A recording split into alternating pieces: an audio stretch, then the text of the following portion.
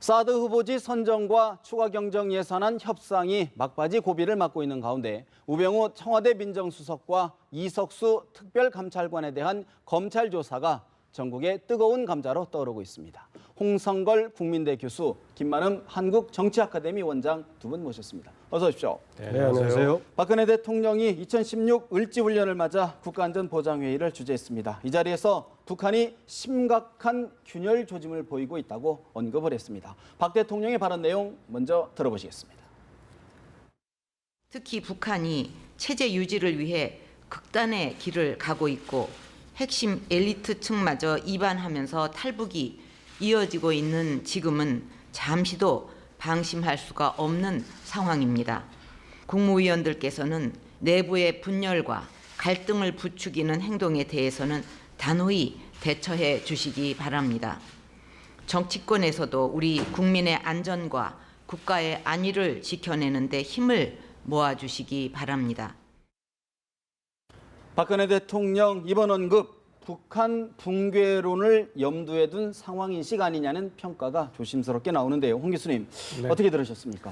예, 지금 최근에 북한의 탈북 행렬을 보면 과거와는 상당히 다른 모습을 보이고 있지 않습니까? 그리고 사실은 이게 장성택 처형 이후에 사실 계속되고 있었던 건데 그 당시에는 아주 조그만 금이었다면 지금 그 금이 상당히 크게 갈라지는, 그래서 네. 지금 어떻게 보면 골절로 말한다면 지금 큰 골절, 부러지는 소리가 지금 들리는 정도의 모습이다 이렇게 볼 수가 있거든요. 그래서 그런 점에서 지금 대통령의 저러한 언급, 우리가 지금 북한이 상당한 심각한 균열을 초래하고 있는 것 같고, 네. 그것이 남북 관계에서 특히 북한의 여러 가지 어떻게 보면 충동적인 그런 모험 이런 것이 나올 가능성이 지금 있는 것, 거기에 그렇죠. 따라서 철저한 대비가 필요하다라고 하는 것은 시의 적절한 그런 그 지적과 언급이 아닌가 이렇게 생각됩니다.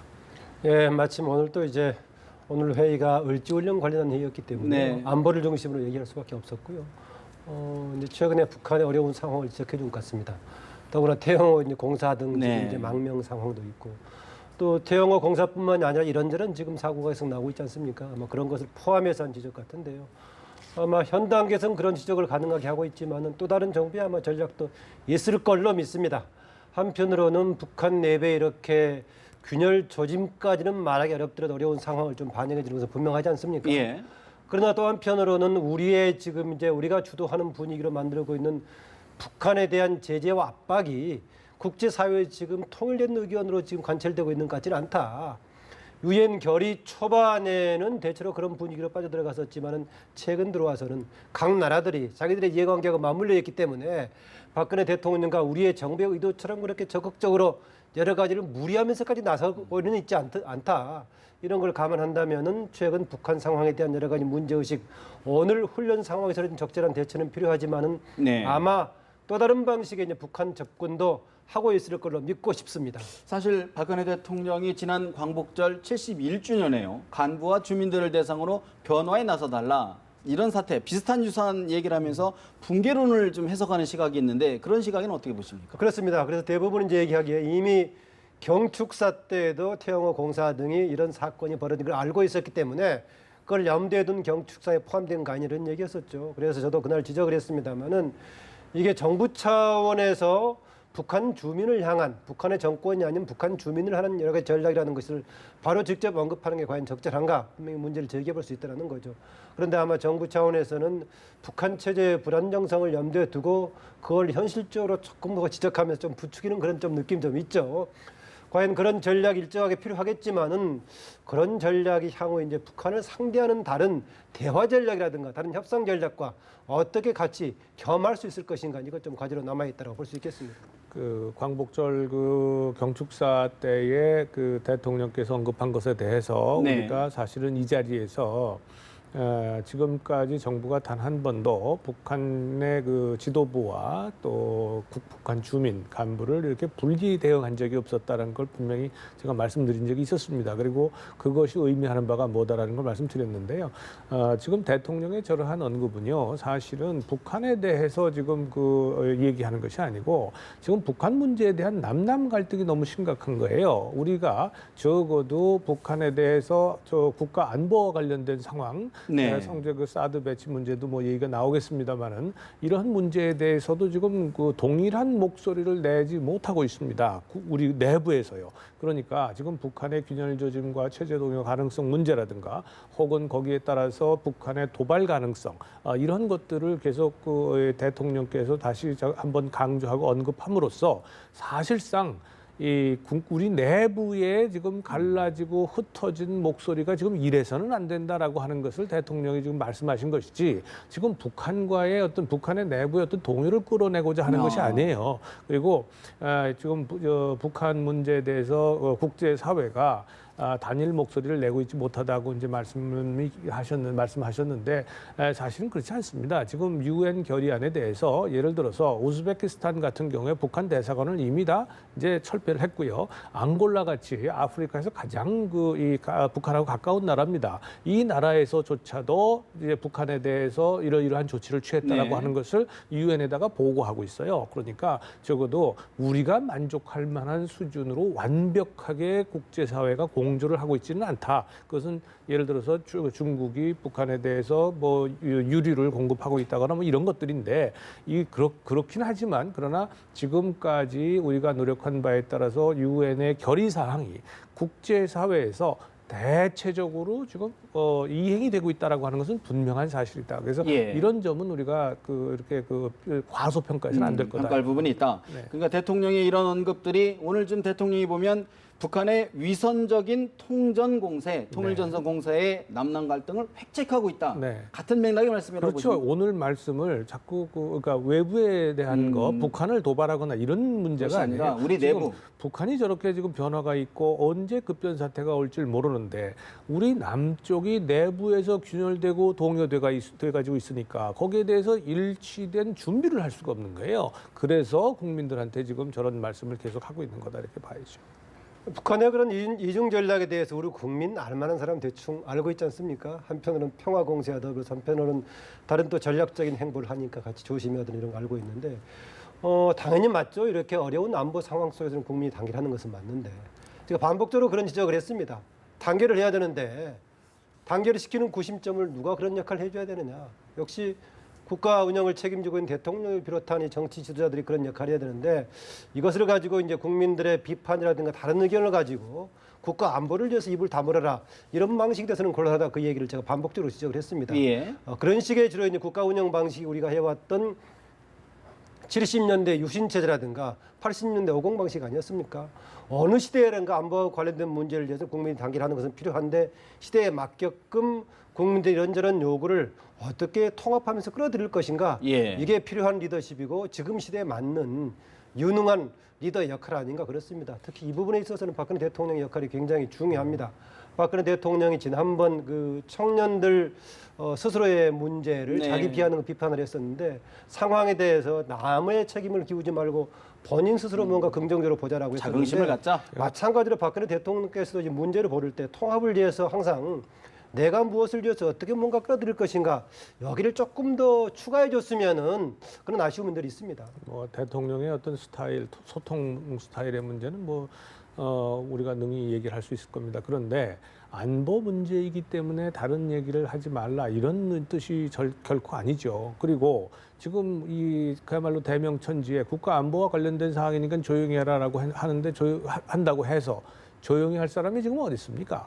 문제는 그게 아니고요. 예를 들면 노무현 정부 당시에 통일부 장관을 지냈던 정세현 전 장관이 지금 하는 얘기 같은 겁니다. 지금 지도층 인사들이 그런 얘기를 해서는 안 되는 거예요. 그것이 바로 국론을 분열시키는 것이고 북한의 통일전선 전술에 의해서 본인들이 넘어간다고 생각하면 절대 그런 짓 안 하죠. 그런데 본인도 모르는 사이에 지금 통전설에 넘어가고 있는 거예요. 그것을 지금 제가 말씀드리는 것이지 안보 상황이라고 해서 입 다물고 있으라 이런 얘기 알겠습니다. 사실 북한에 대한 경고의 메시지 또 우리 남한 국민들을 위한 단합의 메시지 동시에 포함되어 있다. 이렇게 해석을 해봐야 될 것 같고 사실 오늘 국무회의에서 또 다른 관심 하나가 있었죠. 과연 박근혜 대통령이 우병우 민정수석 등 현안에 대한 언급이 있을지 관심이 끌었었는데 언급이 없었습니다. 어떻게 들으셨습니까? 오늘 국무회의 자체에서 발언하지 않은 것은 부분적으로 이해할 수 있습니다. 하다시피 지금 을지훈련 관련된 초점이 돼 있는데 아마 우병우 수석 관련 얘기가 나왔으면 모든 언론이 거기에 초점을 맞추고 있을 네. 것입니다. 그러나 청와대는 여기에 대한 분명하게 전 조기에 입장을 내놓는 게 맞다라고 보고 있습니다. 지금 이제 박근혜 대통령이 직접적인 발언은 하지 않으셨지만은 여기에 관련된 청와대 발언은 여기저기 계속 소개가 되고 있죠. 이것을 심지어는 오히려 다른 세력들이 우병우 죽이기를 하고 있고 네. 박근혜 대통령 말기가 되겠죠. 그쪽에서는 이제 후반기라는 표현을 쓰고 있는데 후반기에 박근혜 대통령 흔들기다라고 얘기하고 있는데 네. 역공을 공식적으로 취하고 있습니다. 아시다시피 우병우 민정수석 문제가 이것이 갑자기 불거졌던 것이 아니라 진경준 검사장 여러 가지 네트워킹 이제 카르텔 비리가 나오기 시작하면서 그 관련된 확산된 속에서 나왔던 거 아니겠습니까?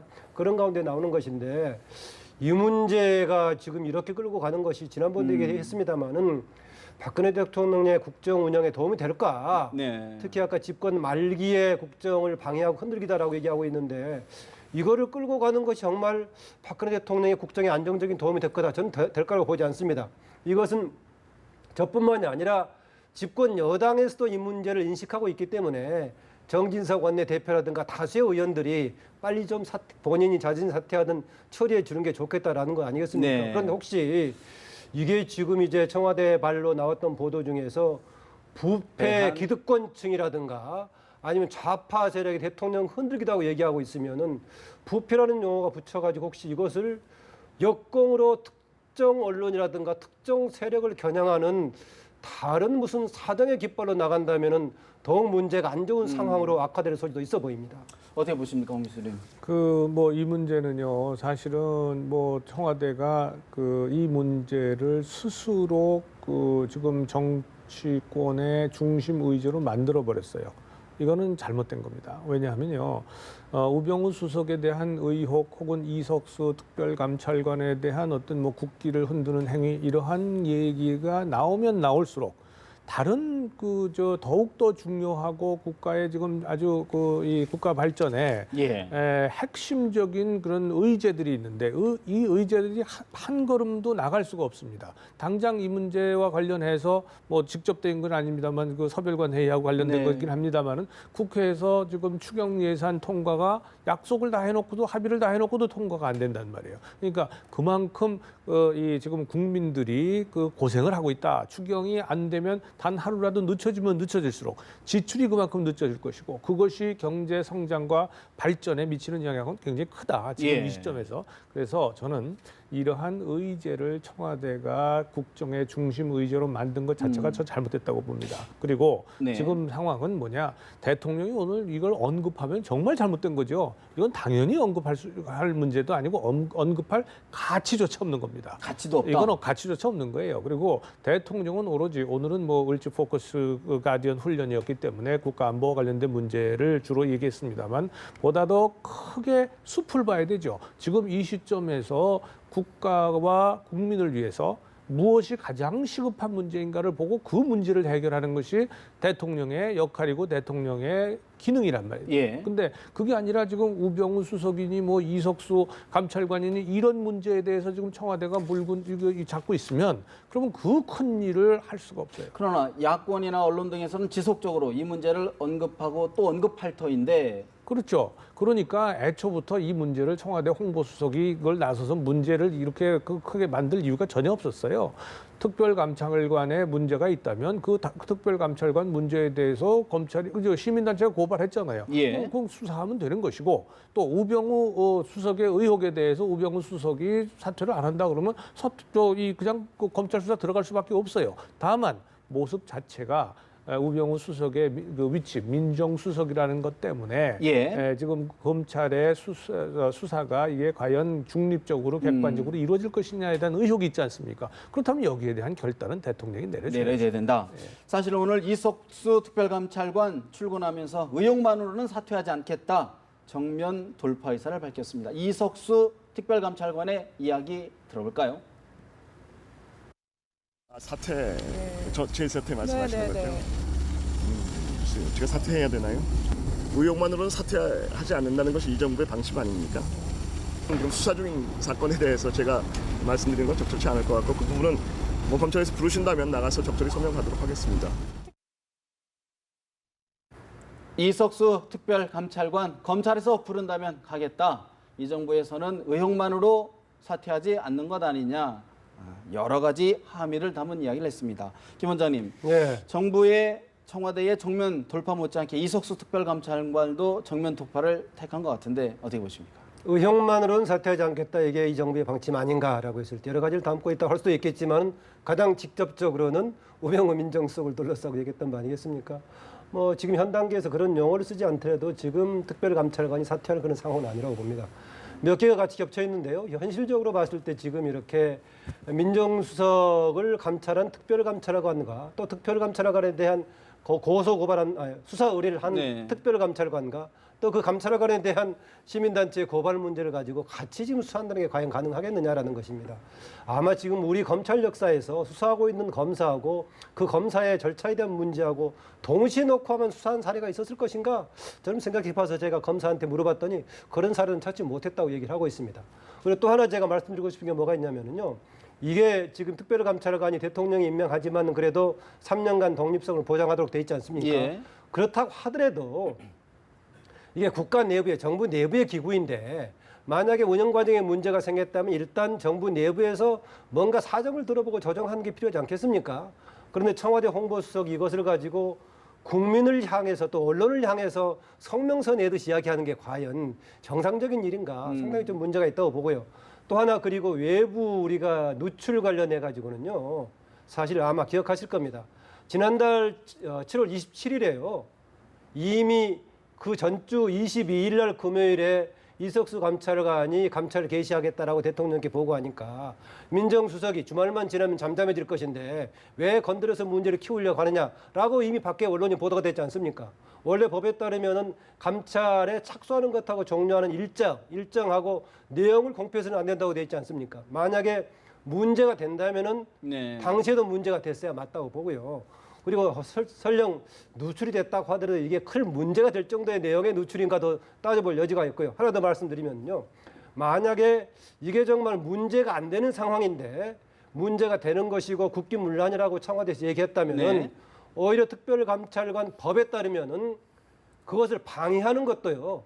3년 또는 5년의 징역에 처하게 돼 있습니다. 그 점에서는 만약에 근거 없이 정치 공세용으로 청와대 홍보수석 등이 만약에 특별감찰관을 압박한다거나 네. 이런 행동한 결과가 나온다면 가정적인 얘기입니다만 이 자체가 오히려 역으로 오히려 특별감찰 활동하는 국기문란 행위가 될 수도 있다라고 어떤 봅니다. 경우에든 검찰 수사에 상당한 부담이 될 것이다. 그 그런 가이드라인뿐만이 아니라 특별감찰관의 활동 자체를 결국 방해하는 거 아니겠습니까? 아니겠냐. 만약에 사실이 아니라면. 홍 교수님, 네. 이석수 특별감찰관의 오늘 아침 언론 발언 언급 어떻게 들으셨습니까? 그러니까 사퇴할 사람이 왜 나냐 하는 거죠.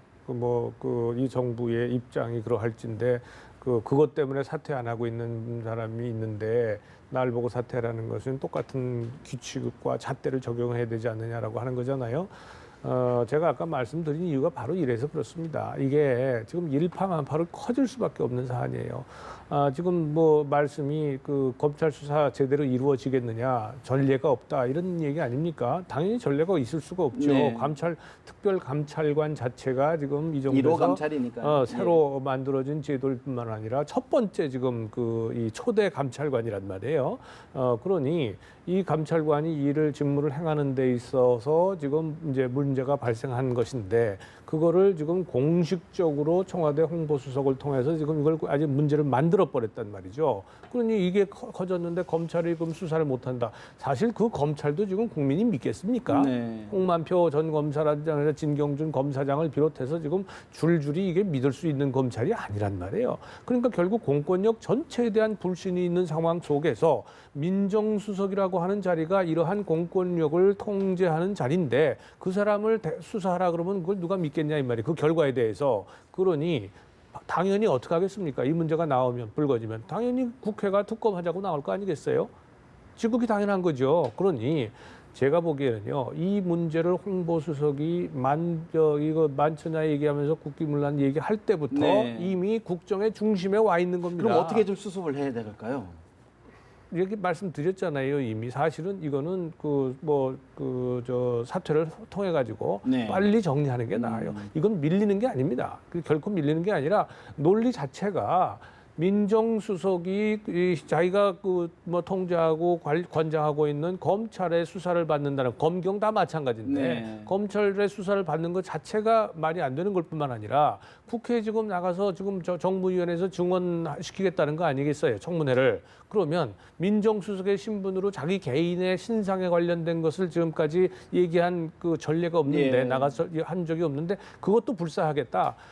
저는요, 우병우 수석이 분명히 억울할 수 있습니다. 의혹만으로 사퇴한다는 게 말이 되느냐? 그것도 논리적으로 참 그 설득력이 있는 얘기죠. 그런데 그것이 지금 국정의 중심이 됨으로써 당연히 국정의 중심에 놓여 있어야 할 모든 네. 과제들이 지금 뒤로 밀렸단 밀리고 말이에요. 있다. 그러면 국가와 국민을 위해서 정말로 애국심이 있는 사람이라면 어떻게 해야 되겠습니까? 그걸 왜 저한테 물으십니까? 알겠습니다. 예. 사실 오늘 우리 홍 교수님 마찬가지로 박 대통령 국가안전보장회의에서 우리 사회의 분열을 크게 우려를 했는데 김한곤 성주군수가 성산포대를 제3회 장소로 검토해달라고 공식 요청을 했습니다. 김한곤 경북 성주군수의 이야기 들어보겠습니다.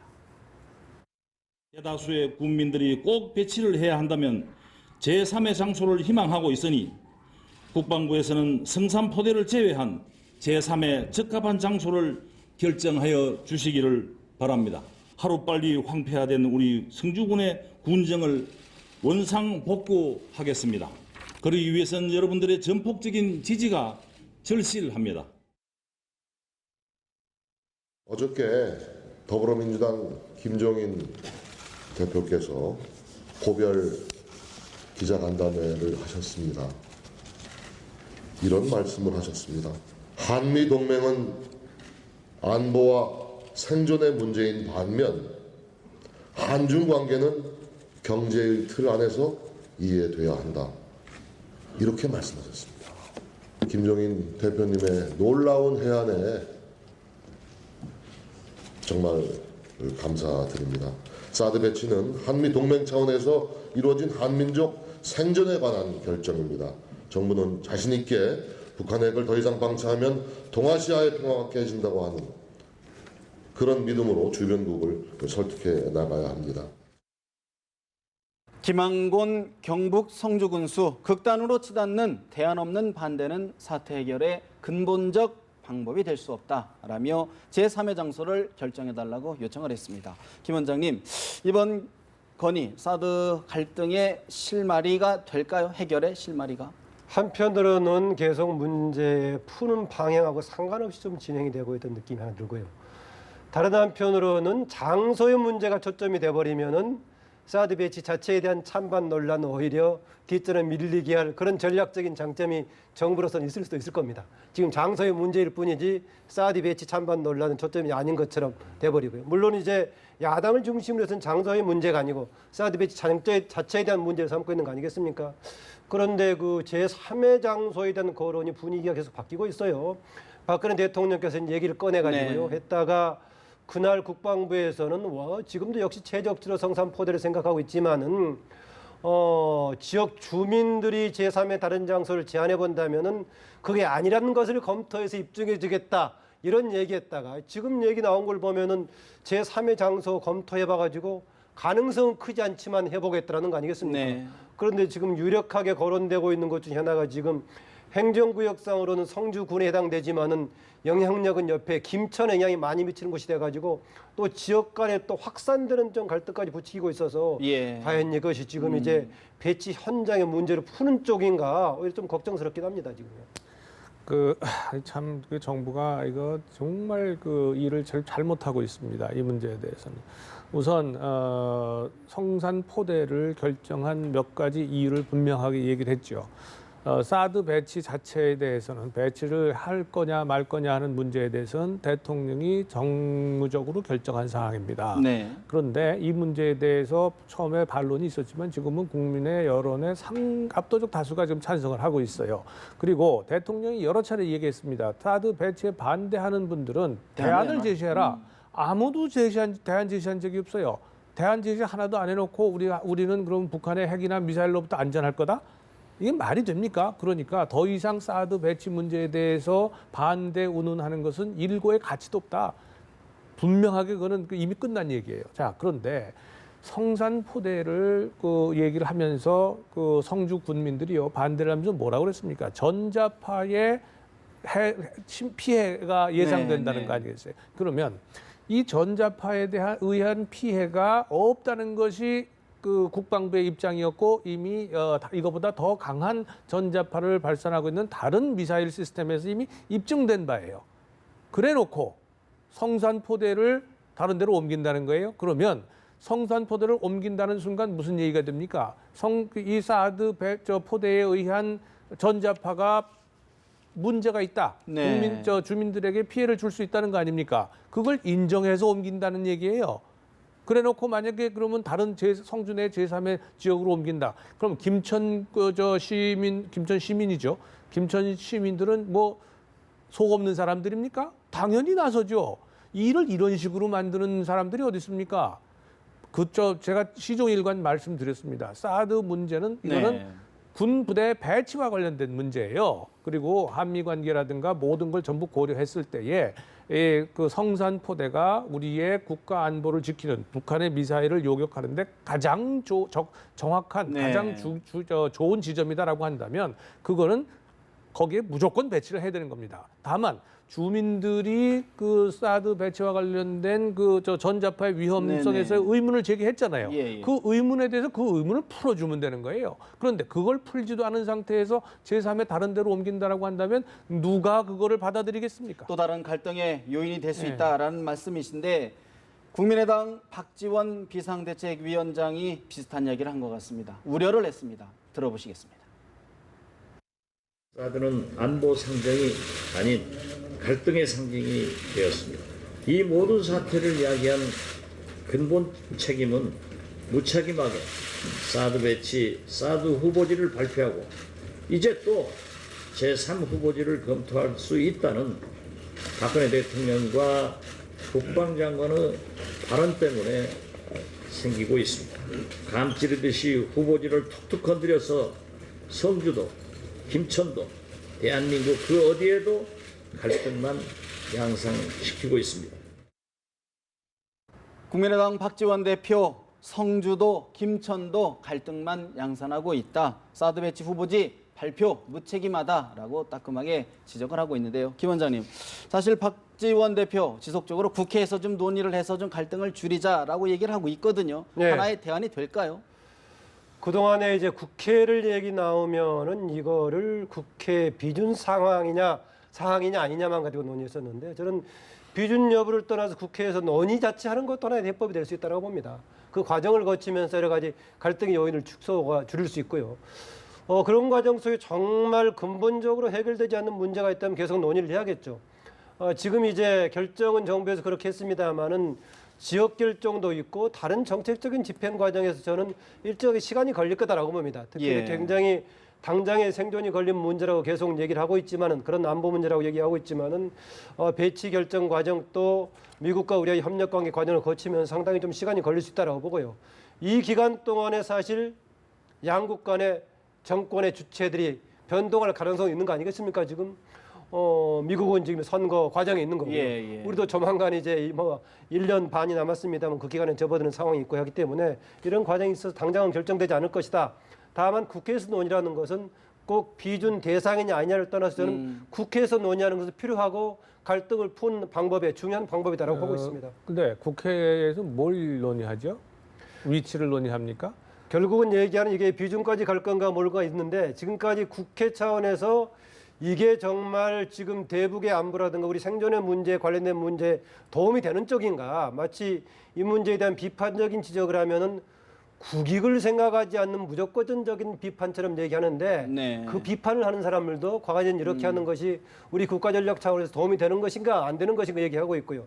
아까 정진석 새누리당 원내대표가 더불어민주당의 김정인 비대위 대표의 이제 해안이라고 추겨 세워줬는데 한미동맹 군사적인 차원에서 정말 생존이 걸린 동맹 관계고 네. 중국과는 경제적인 이해관계에 걸린 문제다. 맞는 얘기죠.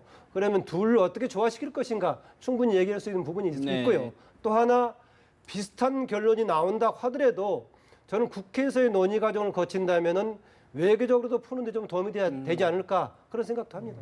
우선 국회 논의를 할 수 있는 게 어떤 문제냐라고 제가 말씀을 여쭤본 이유는 이런 겁니다. 사드 배치 자체에 대해서 이건 대통령이 정치적으로 정무적으로 결정한 사항이고 이 문제에 대해서 예컨대 이것이 대통령이 사드 배치를 고려 중이니까 국회에서 논의해서 좀 합의를 도출해달라 이런 얘기라면 할 수 있어요. 그런데 그게 아니란 말이에요 지금. 그러니까 배치 자체에 대해서 아까 그 말씀이 자꾸 이게 사드를 반대하는 거는 전부 입 닫아라 이런 얘기가 아니란 말이죠. 이미 그 단계를 지났기 때문에 드리는 말씀이에요. 그러니까 여기서 만약에 국회에서 논의한다는 것 자체 이미 비준 대상이 아니라는 것이 대부분의 헌법학자들이 얘기고 그러니 이런 상황에서 국회에서 결국 얘기할 수 있는 것이라고 하는 것은 어디다 배치할 거냐를 가지고 논의할 수밖에 없는데 그렇다면 국회가 지금 어떻습니까? 다 지역구 의원들로 구성된 사람들이에요. 거기에서 어디에다 배치할 것인가 그러면 전부 다 뭐라 그러겠습니까? 적어도 배치하는 건 좋은데 내 지역엔 안 된다 이러고 나올 거 아니겠습니까? 그게 논의가 되겠습니까? 안 되는 거예요. 그래서 저는 사드 문제는 말씀드린 것처럼 국가 안보와 관련된 사항입니다. 그렇다면 사드의 효용을 극대화할 수 있는 위치에 배치하는 것, 군사적 목적을 가지고 군사적으로 가장 효용성이 높은 데 배치하는 것, 그 이외에 답은 없습니다. 그러니까 결국은 이 문제는 국회의원들이 가지고 논의한다면 전부 아마추어들이 정치적 이익만 가지고 얘기할 수밖에 없기 때문에 배가 산으로 올라가죠. 결국은 그건 군에서 결정할 문제입니다. 국민의 이해, 지역 주민의 이해와 설득이 남았다 그런 그 말씀이십니까? 이해와 설득은요. 예. 전자파가 정말 이거 사드 시스템에 의한 전자파가 정말 국민들의 건강에 나쁜 거냐 아니냐 이거 분명하게 입증을 해주고 그것이 아니라면 그대로 가는 거예요. 아무리 지역 주민들이 이거 위험할 가능성이 있다. 가능성만 가지고 부대 배치 못하게 한다면 지금 전방에 다 배치되어 있는 부대 어떡할 겁니까? 예, 지금 이제 이미 지나버린 일이니까 다시 얘기하지 않으려고 했었는데요. 국방부를 중심으로 한 전문적인 결정에 대해서 사실상은 비전문적인 사람들이 모여있는 국회에서 어떻게 논의해봐야 무슨 소용이 있겠느냐라고 홍 교수가 지적했는데요. 오히려 반대로 그동안에 논의할 경우에는 한미동맹 차원에서 미국이 하는 것에 대해서 과연 우리가 어떻게 해야 되나 그동안에 계속 이제 우리는 잘 모르겠다 NCND를 하고 있다고 한 거 아니겠습니까? 이런 정도의 답변만 있었지 한민구 국방부 장관 국회에 나와가지고 대북 전략 차원에서 왜 이게 가장 실효적으로 필요하고 하는 것인가에 대한 명쾌한 답변이 준 적 없었습니다. 만약에 한민구 장관이 대북 위협으로부터 성주라든가 그 부근에 이것을 배치하는 것이 가장 실효적이고 필요한 배치다라고 했다면은 그 자체를 또 검토해보고 논의했을 것인데 한민구 장관이 국회에서 한 번도 제대로 준 답변을 한 적이 없습니다. 아직까지는. 어쨌든 지금 정부가 국방부가 고심 끝에 제3의 후보지를 검토하고 있다고 하니 좀 추이를 좀 지켜봐야 될 것 같습니다. 사실 이제 더불어민주당의 국민 전당대회가 닷새 앞으로 임박을 했는데 어제 퇴임을 앞둔 김종인 대표가 세상 변한 줄 모르고 헛소리들이 많이 나온다라며 당권 주자들을 혹평했습니다. 추미애 의원 걱정하지 마시라라고 응수를 했는데요. 추미애 의원 이야기 잠시 들어볼까요? 김종인 대표님은 그동안 선거 과정에 당을 맡으셔서 고생을 하셨습니다. 최근에는 경제민주화 강연도 하셨어요. 네. 저는 우리 당 외연 확장에 큰 역할 해주시길 바라고요. 또 대부분 당원들도 그런 기대가 큽니다. 예. 근데 그 부분은 어떻게 보시냐는 거예요. 세상 변하는 줄 모르고 헛소리하는 사람이 많아 답답했다. 사실은 이런 전당대회에서도 저도 승리하는 강한 야당 만들고 또 구체적인 정책 비전을 제시해서 국민에게 신뢰받는 당으로 거듭나자 그런 강조를 드리니까요. 크게 김 대표님께서도 걱정을 안 해주셨으면 좋겠습니다. 추미애 의원, 김 대표님 크게 걱정 안 하셔도 됩니다. 우리 당의 외연 확대에 큰 역할을 해달라 애둘러 비판을 했습니다. 김 원장님, 잠시 뒤 이종걸 후보 뉴스 1번지에 출연해서 이야기를 나눠볼 예정인데 두 분의 말 어떤 의미로 해석하십니까? 김종인 대표와 추미애 지금 의원, 추미애 후보 얘기 말입니까? 네. 추미애 후보가 새 후보 중에서는 김종인 대표에 대해서 가장 강하게 비판적인 입장을 견지해 왔죠. 오늘은 조금 마지막에는 이제 외연 확대하는 좋은 역할 해달라 이런 인터뷰가 있긴 했습니다만 그 전에는 오히려 빨리 그만두는 게 훨씬 당을 위해서 좋았다라고 상당히 공세적으로 얘기를 했습니다. 아마 지금 새 후보 중에서는 이른바 친노진영이 가졌던 입장을 가장 강하게 지금 이제 추미애 의원이 좀 얘기하고 있는 것 같은데요. 본인 여러 가지 이제 당 대표에 당선되기 위한 전략적인 목적도 있겠죠. 네. 있겠는데 어떻게 될지 모르겠습니다. 김종인 대표는 이런 상황을 조금 우려하고 있는 것 같습니다. 그동안에 논란에 대해서도 우려를 하고 있고요. 또 최근에 김종인 대표의 우려라든가 비판적인 그 견해를 보면서 무슨 느낌이 드느냐. 전에 대통령 선거 때 박근혜 대통령 후보 선대에 있다가 가담에 있다가 그 이제 경제민주 한참 네. 주장하고 끝날 무렵에 굉장히 비판적인 지적을 했죠. 근래에 와서는 자기가 주문을 했었지만 하나도 실행에 옮기지 않았다고 했었는데 본인이 지금 이제 임기 끝나가는 시점에 본인이 대표해왔던 당을 비판하는 것이 과연 책임 있는 자세인가 이건 모르겠습니다. 초기에 김종인 대표가 왔을 때 친노가 주도하는 당 구조 속에서 당신 들러리밖에 안 된다라니까 내가 들러리 하려고 온 사람은 아니다. 친노 척결 확실히 하겠다라고 했었는데 네. 끝나가는 시점에서도 한 세력이 완전히 패권을 장악하는 구도로 간다면은 당이 집권하기 어렵다라고 상황을 진단한다면은 그걸 책임지고 자기가 완수하겠다고 했던 김종인 대표의 역할 어떻게 평가해야 될지 예. 상당히 궁금하긴 합니다. 결국 당의 노선 갈등, 당의 정체성 문제로 귀결되는 것 아닌가 싶은데 어떻게 보시고 계십니까? 이제 뭐 도로민주당 얘기잖아요. 저 친문 얘기고 세력 얘기고 또 그 각 그 당권 후보들이 예컨대 노동자라고 하는 표현을 삭제하는 거에 대한 뭐 반대, 그러니까 아주 그 소위 말해서 당의 정체성 문제에 대해서 그 유연성을 갖지 못하고 외연 확장 가능성을 갖지 못하고 자꾸 움츠려드는 그런 모습에 대해서 이제 비판을 한 것인데요. 네. 글쎄, 뭐 저는 외부에 있는 외부인의 시각에서 보면 전략적으로 보면 김종인 대표의 입장이 저는 맞다고 봐요. 지금 현재 그 더불어민주당이 추구하고 있는 저런 그 아주 어떻게 보면 친노 혹은 친문 패권주의에 그 자꾸 그 의지하는 예. 그걸 통해서 당권을 잡겠다는 이러한 태도는 결코 더불어민주당의 집권에 그 도움이 되지 못하죠. 그런데 그것을 뭐 세 분의 당권 후보들이 그거 아니다 그러면 뭐 할 수 없는 거 아니겠습니까? 뭐 스스로 당권을 누구한테 주느냐 또 그 당권을 잡은 사람이 더불어민주당을 어떻게 운영해 가느냐라고 하는 것은 네. 뭐 새로운 그 지도부가 알아서 할 문제죠. 뭐 떠나는 김종인 대표가 그러한 그 앞으로 태어날 새로운 지도부를 향해서 이제 말하자면 너희들 잘못된 거다 쓴소리 하는 거 예, 아니겠어요? 예. 지금 살려놨더니 물에 빠져서 다 죽어가는 거 살려놨더니 이제 또 또 다른 다시 딴 데로 가려고 하는 그런 모습에 뭐 안타깝겠죠. 안타깝겠지만 글쎄요. 그런다고 해서 지금 이 새로운 방향으로 뭐 자신들이 생각하는 올바른 방향으로 가겠다는 새로운 지도부가 그거 뭐 그 신경이나 쓰겠습니까? 결국은 뭐 떠나는 마당에 서로 불협화음되는 거 아닌가 싶어서 조금 보는 사람이 안타깝습니다. 어쨌든 그동안에 김종인 대표가 있을 땐 이런저런 다른 목소리 분란이 있음에도 불구하고 김종인 대표를 눌러왔죠. 중심으로 네. 눌러왔었죠. 그럼 이제 김종인 대표 물러가는 체제에서 이제 비대위 체제가 끝나면서 새롭게 당이 정돈돼가지고 출발할 수 있을까? 그동안 눌러왔던 것마저 무너지니까 이제 갈등이 폭판될 소지가 있을까? 이건 결과를 두고 봐야겠습니다. 현재 이제 당 대표로 나서고 있는 새 후보가 약간의 지금 이제 서로 다른 목소리를 내고 있는 거 아니겠습니까?